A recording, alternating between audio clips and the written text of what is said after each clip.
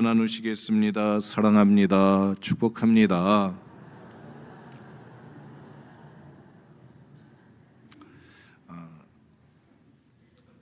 우리 대강절 두 번째 주일을 맞이해서 초가 2개 켜졌습니다. 여러분, 1개 켜질 때보다 2개가 켜졌으니까 우리의 심령이 여러분 밝아질 줄 믿습니다. 세상이 밝아질 줄 믿습니다. 어둠이 물러가고 또 하나님이 주시는 평안이 우리 가운데 따스함이 찾아올 줄 믿습니다. 그 은혜의 시간들 누리시기를 주님의 이름으로 축복합니다. 우리나라가 예전에 역사를 봤을 때 또 침략을 당했습니다. 또 우리 주변에도 지금 일본이라든지 중국이라든지 다 있습니다. 몽골. 그래서 우리나라 역사 가운데 고려 시대에는 몽골 제국에 의해서, 또 조선 시대에는 또 임진왜란과 일본에 의해서, 또 청나라에 의해서, 중국에 의해서 병자호란 있었습니다.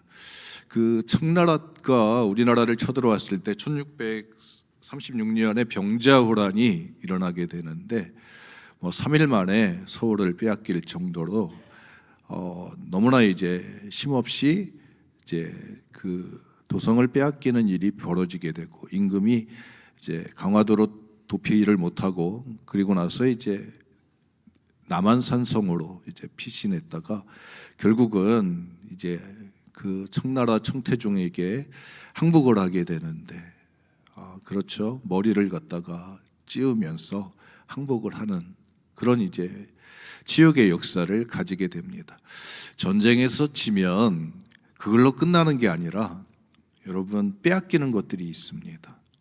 그래서 특별히 이제 조공도 바쳐야 되고, 또 그런데 여자들도 바쳤어요. 궁녀를 바치게 됩니다. 그때 끌려갔던 우리 조선 땅의 젊은 처자들 한 50만 이상, 60만이라고 하는 또 기록도 있고, 또 다 그런데 50만 이상의 사람들이 끌려갔습니다. 다 공녀로 내야 되니까 다 잡아갔습니다. 그러니까 가정들마다 어떻게 하게 됐어요. 그래서 이제 빨리 결혼시키는 그런 이제 문화도 이제 만들어졌습니다. 근데 그들이 끌려갔다가 이제 다시 돌아오게 되어집니다. 그 돌아온 사람들이 있습니다. 그 돌아온 사람들 가정에서는 부끄러운 존재가 됩니다. 그래서 돌아왔다. 그래서 환양녀 취급을 받습니다. 고향에 돌아왔는데 그것도 본인들이 잘못해서 그런 게 아닌데 조선에 있는 남자들, 또 우리 나라가 그 나라가 잘못해가지고 그런 이제 억울하고 원통한 인생을 살게 됐는데, 또 돌아오다 보니까 얼마나 그 청나라에 가서 모진 핍박을 당했겠습니까? 수모를 당하고. 그래도 고향을 생각하고 고향을 바라보면서 부모님 있는 땅으로 돌아가고자 모든 수모를 겪고 고통을 이기고서 돌아왔는데, 돌아와서 보니까 이게 더 마음고생이 심한 거예요. 왜? 낙인이 찍히니까. 이 낙인이 찍히니까. 그래서 이게 한두 가정의 문제가 아니니까 전체적으로 이 낙인이 찍히고 그러니까 가정에서 이렇게 불화가 생깁니다. 다 이게 사회적으로 큰 문제가 되는 거예요. 그래서 이걸 어떻게 풀까? 그러다가 이제 조정에서 이제 만들어낸 것이 그 홍제천이 있어요. 서울에 홍제천에다가 누구든지 거기 갔다 돌아온 사람들은 저 냇가에 들어갔다 나오면 모든 것이 깨끗해진다. 모든 것이 깨끗해진다. 그런 이제 법을 갖다가 정해서 공포하고, 그 홍제천에 누구든지 청나라에 갔다 온 사람들은 거기 갔다 들어갔다 나오면 과거의 모든 기록과 모든 그 행위들이 다 없어진다. 그래서 국가에서 이제 그런 자리를 만들었습니다. 여러분, 그러다 보니까 다 사람들이 어떻게 될까요? 그 시간을 기다렸다가 다 들어가는 거예요. 들어갔다가 나오면 이제는 이제는 깨끗해진 거예요. 깨끗해진 거예요. 마음이 깨끗해진 거라 생각이 들어져요. 그들의 생각이 깨끗해지는 거예요. 그래서 깨끗해지는 거예요. 그래서 그런 과정을 통해 가지고 우리나라의 역사 가운데 아픔이 있었지만 또 그들로 하여금 하나가 되게 하고 가정에서 또 품어주고 또 그들의 자리를 다시 만들어줌을 통해 가지고 이 나라 역사 가운데 아픔의 역사지만 그 곪은 상처를 잘 싸매 가지고 넘어왔던 우리들의 아픈 이야기들이 있습니다.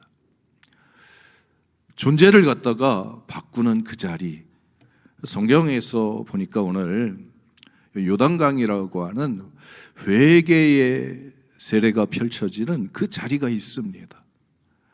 요단강, 그 요단강에서 세례 요한이 세례를 주는 이야기가 등장하고 있습니다. 여러분, 요단강은 어떤 강이었나? 역사를 우리가 성경적인 역사를 들여다보면 여러분 여호수아 3장에 보면 이스라엘 백성들이 광야 40년의 시간을 끝내는 그 시간이 다가오게 됩니다.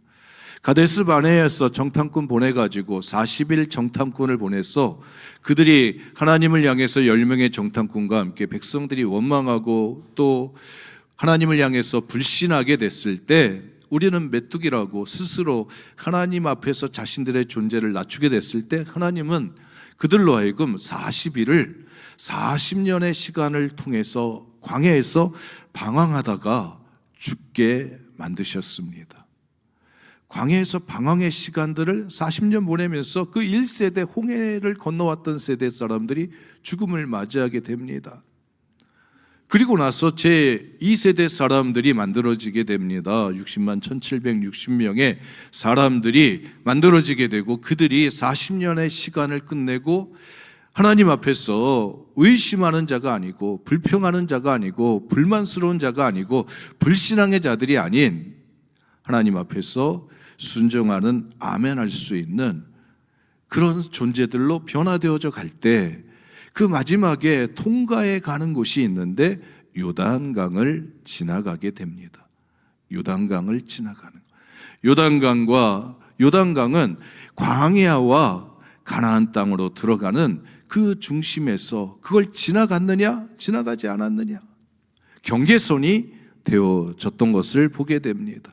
신앙의 경계선입니다. 하나님의 축복을 받을 수 있는 복 있는 사람이 됐느냐 그걸 판가름 낼 수 있는 그 경계선이 바로 요단강이었습니다.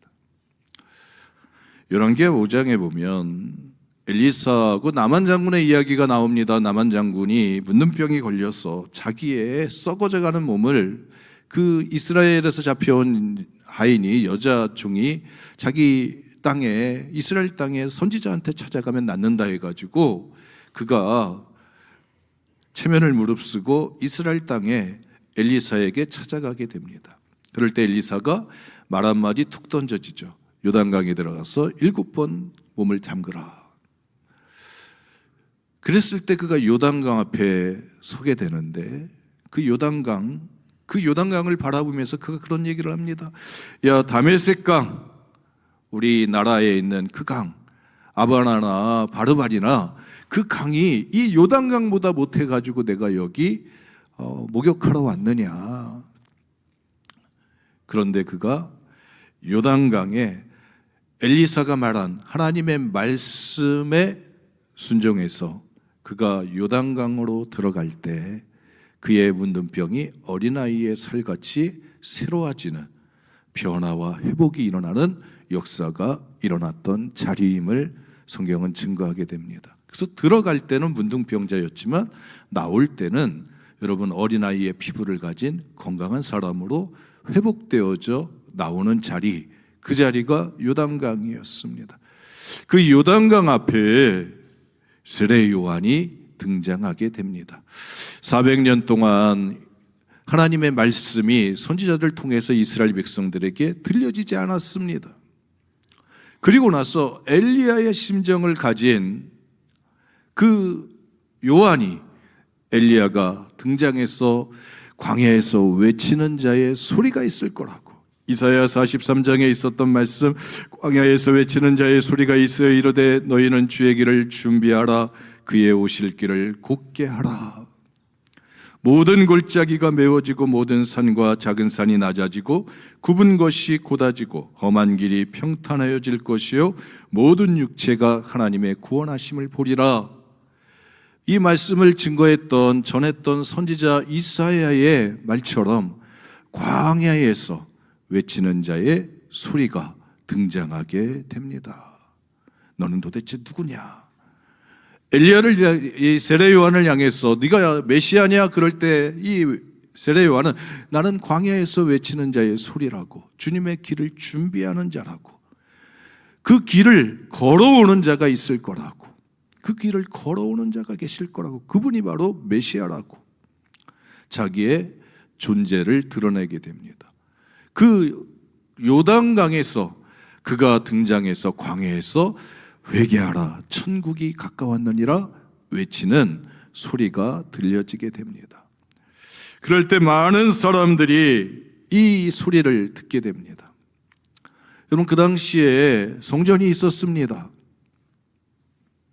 성막에서 솔로몬 성전으로, 또 스룹바벨 성전으로, 또 헤롯 성전으로 오면서 성전이 가졌던 하나님 앞에 제사드리고 예배드리면서 하나님과의 만남을 이루면서 존재들이 변화되어져 갔던 하나님의 일하심의 역사가 있었습니다.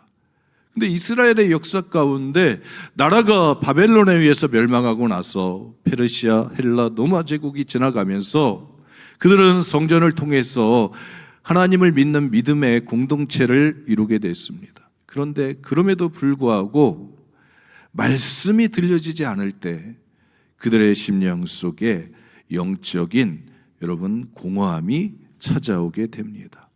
행위는 있습니다. 그런데 마음에 시원함이 없습니다. 시원함이 없어요. 예배는 드렸어요. 그런데 하나님의 성령의 임재, 하나님이 나와 함께 하시는구나, 하나님이 지금 나와 동행하시는구나, 하나님이 지금 내 앞에 계시는구나, 내 안에 계시는구나, 이 살아계신 하나님을 경험하는 이 역사들이 일어나지 않으니까 영적으로 답답하고 힘이 들어지게 됩니다. 그러다 보니까 사람들이 여러분 형식만 남게 되니까, 형식만 남으니까 사람들 마음속에 뭔가 생수를 찾고자 하는 마음들이 있어요. 생명의 물을 찾고자 하는 마음들이 있습니다. 여러분, 제가 이제 물을 하나 사 먹어봤는데 저 알프스에서 가져온 물, 또 저 스위스 저쪽 뭐 빙하에서 떠온 물, 그래서 그게 물값이 일반적인 물보다 비싸더라고요. 여러분, 그런 얼음이 녹은 그 물, 그 본래의 그 물을 마시고 싶다고 하는, 생수를 마시고 싶다고 하는 영적인 갈망들이 그들 가운데 있게 됩니다. 말씀이 없다 보니까 그들 속에 이 제사는 살아 있었지만 하나님의 말씀이 들려지지 않으니까 여러분 답답함이 있고 그들 마음속에 공허함이 있고 그들의 어두운, 그들의 혼란스러운 것들을 이게 다 해결하지 못하는 그런 모습들이 있게 됩니다. 그럴 때 광야에서 외치는 자의 소리가 들려지게 됩니다. 엘리야는 불의 사람이었습니다. 그래서 아합 왕이 엘리야를 데리러 군인을 보낼 때, 50명의 군사를 보낼 때 엘리야가 그랬으면 내가 하나님의 사람이며 하늘에서 불이 떨어져서 저 사람들을 태워라. 정말 불이 떨어져 가지고 죽었어요. 그럴 만큼 엘리야는 단호한 사람입니다. 가서 호렙산에서 엘리사에 가서 기름을 부으라. 그럴 때 엘리사 집에 찾아갑니다. 엘리사가 소를 가지고 이렇게 농사를 갖다 밭을 갈고 있을 때 찾아가서 엘리야가 엘리사에게 야, 내가 찾아온 이유를 이야기할 수 있잖아요. 근데 이야기하지 않아요. 그냥 옷 하나만 툭 던져지고, 옷 하나만 툭 던져집니다. 거기에 뭐 내가 너를, 하나님이 내가 기도해 봤더니 호렙산에서 내가 하나님을 만났더니 하나님이 너에게 가서 기름을 부으라, 뭐 이런, 하나님이 너를 통해서 하나님의 역사를 이뤄갈 것이라, 이런 얘기 한마디도 하지 않아요. 그냥 옷자락만 하나 툭 던져지고, 그리고 따라가는 엘리사가 엘리야를 따라가는 그런 모습들을 보여주게 됩니다. 그런 심정이 엘리야였는데 세례 요한에게 오늘 성경에 보니까 세례 요한이 외치는데 그 세례 요한의 그 외침 속에 엘리야의 심정이 있는 거예요. 뭐라고 외치냐면 이 독사의 자식들아, 독사의 자식들아, 누가 너희에게 일러 장차올 진노를 피하라 하더냐. 그러므로 회개에 합당한 열매를 맺고, 뭐라고 외치냐면 독사의 자식들아. 여러분 참 쉽지 않은 거잖아요. 제가 만약에 강단에서 여러분들을 향해서 이 뱀의 자식들아, 이 마귀의 자식들아 막 그러면 참 상처받잖아요. 제가 학교 다닐 때 그 감리교 총회가 있어서 막 그때 학교 문제가 있어서 대모를 하러 간 적이 있어요. 그래서 저 2층에 딱 앉아 있는데 아래층에 제가 섬기는 교회 목사님이 딱 나오더니 저 2층에 있는 신학생들을 보면서 이 마귀의 자식들아 딱 그러시는 거예요. 야, 그때 상처가 됐습니다. 야, 아니 내가 다니는 교회 목사님이 또 많은 학생들 앞에서 그 얘기를 하니, 근데 지금 지나고 보니까 그 마귀의 자식들이라고 했던 그 학생들이 지금 우리 감리교단의 목사가 돼서 다 교회를 섬기고 있는 것을 보게 됩니다. 참 대단한 심령이었어요. 이 독사의 자식들아, 이게 쉬운 얘기가 아닌데 세례 요한에게는 엘리야의 심령이 있구나. 엘리야의 심령이 있구나. 그러면서 하나님 앞에 회개에 합당한 열매를 맺으라. 그래서 뭐라고 얘기하냐면 도끼가 나무 뿌리에 놓였으니 좋은 열매 맺지 아니하는 나무마다 찍혀 불에 던져지리라. 지금 도끼가 나무의 뿌리에도 찍혀 있다는 것, 좋은 열매를 맺지 아니하는 나무마다 찍혀서 불에 던져질 것이다. 너희가 아브라함의 자손이라고 하지 말라. 돌들도 아브라함의 자손이 될 수 있다. 하나님이 그들의 영혼을 붙들고 씨름하게 됩니다.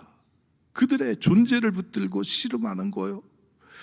도끼가 지금 나무 뿌리에 있다는 거예요. 그러니까 지금 찍히려고 하는데 지금 너희가 지금 좋은 나무인지 확인해 보라는 거예요. 여러분, 좋은 나무는 뭐가 있어야 돼요? 열매가 있어야 되는 거예요. 열매가 있어. 예수님도 무화과 나무를 저주한 적이 있어서 무화과 나무가 하루아침에 말랐습니다. 왜? 열매가 없었기 때문에.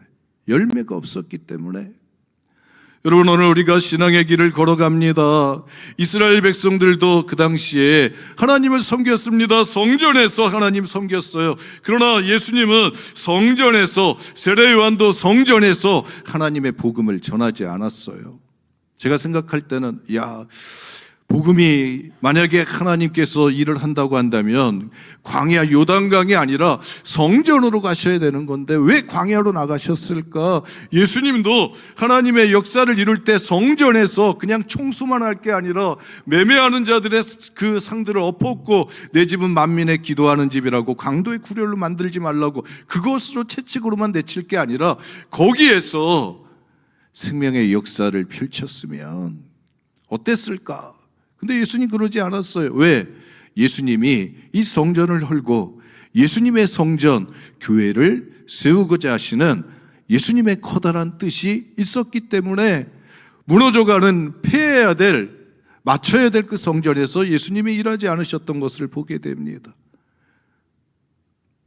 세례 요한도 주님이 오시는 그 시점에서 하나님의 역사를 이뤄가는데 성전에서 하지 않고 광야, 요단강가에서 서게 하나님의 세례의 역사를, 회개의 역사를 이루게 됐던 것을 보게 됩니다. 사람들이 다 요단강 앞으로 나왔습니다. 광야로 나왔습니다. 하나님의 음성을 듣고자 나왔습니다. 그 들려지는 음성, 야 복받을 자식들아, 하나님의 자녀들아, 뭐 이런 소리가 아니라 독사의 자식들아, 회개하라, 회개하라. 지금 나무 뿌리에 도끼가 잘려서 지금 네가 지금 좋은 열매 맺지 않는 나무마다 다 찍혀 불에 넣어질 것이다.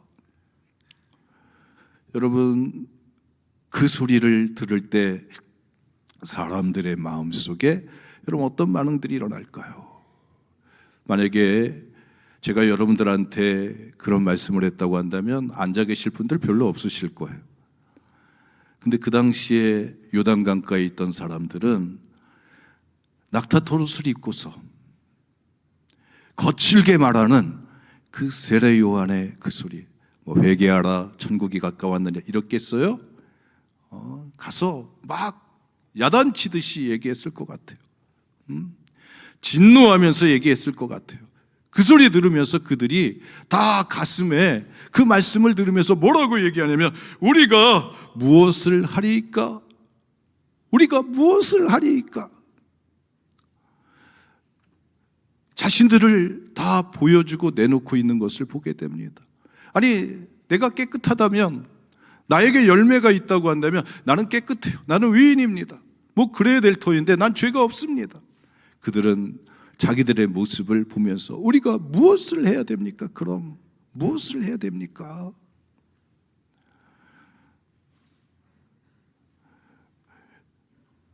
자신을 세례 요한 앞에 내어놓는 용기를 보여주게 됩니다. 우리가 무엇 해야 됩니까? 여러분, 말씀이 부딪혀 올 때 그 말씀을 붙들고 내가 판단하게 됩니다. 이 말씀이 나에게 도움이 되는 말씀이냐, 이 말씀이 나를 살리는 말씀이냐, 이 말씀이 나에게, 우리에게 길이 되고 진리가 되고 생명이 될 것인가. 그런데 판단을 하고 분석을 하게 되죠. 근데 이들은 그 말씀을 들으면서 아니, 아브라함의 자손이지 우리가 아브라함의 자손이니까 복을 받는 거지, 우리가 선민이니까 하나님 앞에 택함 받은 거지, 그런 마음들이 다 있었을 터인데 세례 요한의 하늘로부터 들려오는 그 말씀, 선지자의 음성을 들을 때 그들의 영혼이 여러분 문이 열려지게 되는 줄 믿습니다. 하나님의 사람들은 말씀이 들려질 때부터 시작이 되어지는 것입니다. 그 말씀이 들려지니까 그들의 영혼이 반응을 하게 되는 거예요. 반응을 하게 됩니다. 어느 쪽으로 반응하느냐? 부정적인 쪽으로 반응하느냐? 긍정적인 쪽으로 반응하느냐? 그들은 하나님이 만들어 놓으신 하나님의 계획 속으로 반응하게 됩니다. 그래서 요단강 앞에 서게 되는 거예요. 세례 요한이 저벅저벅 요단강으로 들어갑니다. 왜? 이스라엘 백성들이 여호수아가 가나안을 향해서 갈 때 그 요단강 앞에 제사장들이 언약궤를 메고 들어갈 때 물이 흐르는 강이었지만 요단강으로 들어갈 때 요단강 물이 갈라지게 됩니다. 제가 생각할 때 세례 요한이 저벅저벅 들어갔을 것 같아요. 그리고 딱 중간에 서가지고 사람들을 기다렸을 것 같아요. 들어와라. 여러분, 요단강 속으로 들어갈 때 정체성이 바뀌어지는 것입니다. 요단강 속으로 들어갈 때 죄인이 의인이 되어지는 거예요. 요단강 속으로 들어갈 때 복이 없는 자가 복 있는 자가 되어지는 것입니다. 요단강 속에 들어갈 때 하나님의 사람이 되는 거예요. 독사의 자식들, 뱀의 자식들, 마귀의 자식들이 어떻게 하나님의 자녀가 될 수 있느냐? 요단강 속에 들어갈 때 거기에서 정체성이 바뀌어지는 것입니다. 바뀌어지는 거예요. 광야 생활하면서 방황하던 자들이 요단강 지나갈 때 이제는 방황하지 않고 정착해서 하나님이 주신 복을 누리는 사람들로 여러분 바뀌어지는 거예요. 그 요단강이 가지고 있는 특별한 능력이었습니다. 은혜였어요. 하나님의 은혜였어요. 그 자리를 통과할 때 바뀌어지는 거예요. 그 소리를 들을 때 사람들이 하나둘씩 들어갑니다. 자기의 정체성을 붙들고서 하나님, 내가 죄 가운데 살았습니다. 내가 죄에 붙잡혀 살았습니다. 여러분, 죄에 붙잡히면 죄의 다스림을 받을 수밖에 없어요. 여러분들이 경찰관을 뭐 두려워하지 않잖아요. 그런데 죄를 한번 지으면 여러분 경찰서가 감옥이 되어져요. 근데 죄가 없으면 경찰관들을 우습게 여길 수 있잖아요. 근데 죄에 붙잡히면 어쩔 수가 없어요. 그런데 그걸 어떻게 회복할 수 있느냐?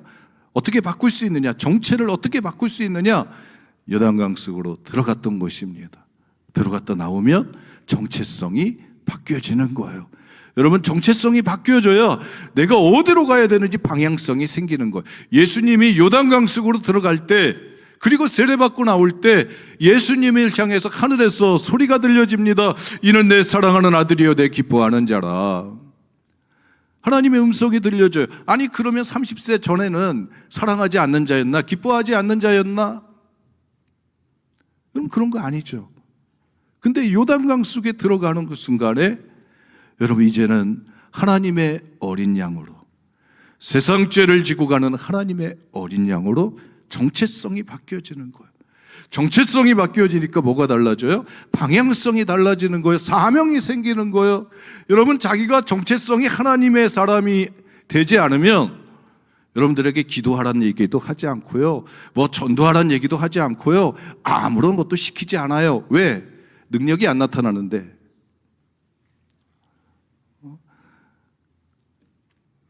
기름이 없는데 거기다 아무리 불을 피겠어요? 기름을 채워야 되는 거죠, 등잔불에. 그러니까 정체성이 하나님의 사람으로, 성령의 사람으로 바뀌어질 때 거기에 하나님의 능력이 나타나는 거예요. 정체성이 세워질 때, 변화될 때 방향성이 생기는 거예요. 내가 어디로 가야 되는지, 세상 죄를 위해서 이 땅에 오신 예수님이 이제는 죄인들을 구원하려고 세상을 향해서 외치는 자로 예수님이 선포하며 나가시는 거예요. 여러분, 오늘 우리도 마찬가지인 줄 믿습니다. 하나님의 사람들이 깨끗해질 때, 새롭게 될 때 하나님이 거기에다가 사명을 주시게 됩니다. 너 기도해라, 너 봉사해라, 너 전도해라.